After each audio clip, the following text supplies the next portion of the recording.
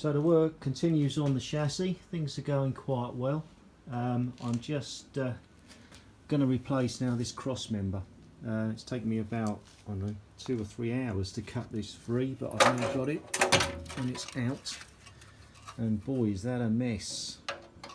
So there's plenty of work to do here to refabricate another one and fit it in its place. Everything that remains has kept its structure and shape and is stable, so I can put this piece back in, a new replacement piece, and still make sure that that's all, the alignment's all correct. Shouldn't be a problem there. And that's the pile of rust that came out of the inside. Massive. There you go. Replacement box section here now. Just test fitted that, and that's not worked out too bad.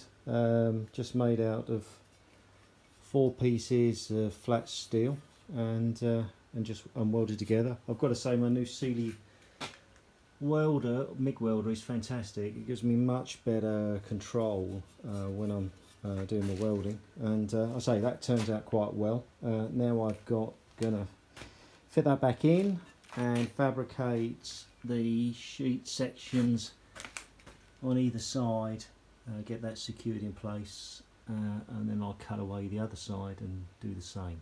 So this side is now complete, got it all welded in. I've also fabricated a new section, bottom section for this strut. I'm quite pleased with the relief that I've managed to get in there. That's worked out really well, kind of matches in, should be good when it's painted. But you can see there the plates are in.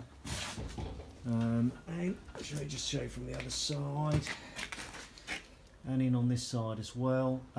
I haven't bothered to weld in this side and underneath because clearly I need to put a big section, cut this right out and put a brand new piece in here, so I've left that open for the moment. I'll do that when I flip the chassis over. I'll turn it upside down, it'll be easier to do that side. But all in all, it's worked out quite well.